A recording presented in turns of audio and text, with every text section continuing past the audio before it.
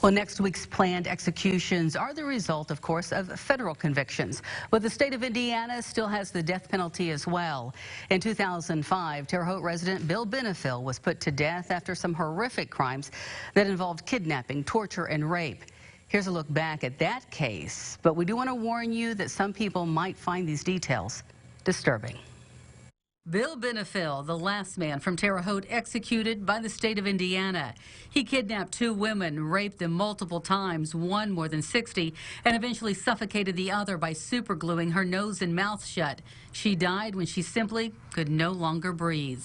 Every time the police would relate another fact to me, it was just like, I'm not believing this is happening. But it did happen. It absolutely did. Phil Adler was the new Vigo County prosecutor back in 1987. He'd been in office for less than a year when police received a tip about Benefiel and his house of horror. I just figured if there ever was a death penalty case that I was going to be involved in, this had to be the one. Benefiel first kidnapped a 17-year-old a few blocks from her home. Most of the time, she was chained and handcuffed to a bed, her eyes superglued shut and covered with tape. He put toilet paper in her mouth so she couldn't scream. He cut and beat her, and over the course of 4 months, raped her repeatedly. She did what she could to survive. He got the impression that she was in love with him, which of course wasn't true, but she acted to him like she was, just to survive.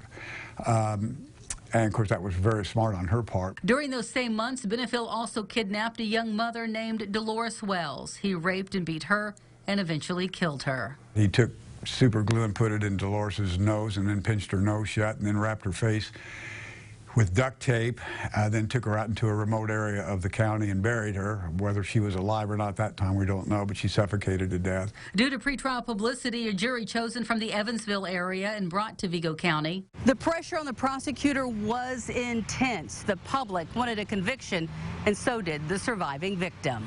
I always said that after every day of the trial, I felt like I had to go home and take a shower, because the facts were so disgustingly horrible. After a 3-week trial, Adler won the conviction. The jury recommended the death penalty. After more than 16 years of appeals, Benefiel put to death by lethal injection in April of 2005.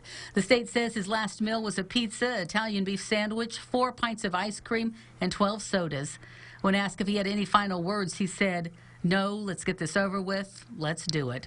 Family members of both victims were in Michigan City where the execution took place, although media accounts of the day say the surviving victim did not come. Due to state law, none were allowed to watch Benefiel die. Phil Adler spent 10 years as the Vigo County prosecutor and then another 18 years as a judge. He has since retired. Adler says the last time he heard from the surviving victim, she was living out of state.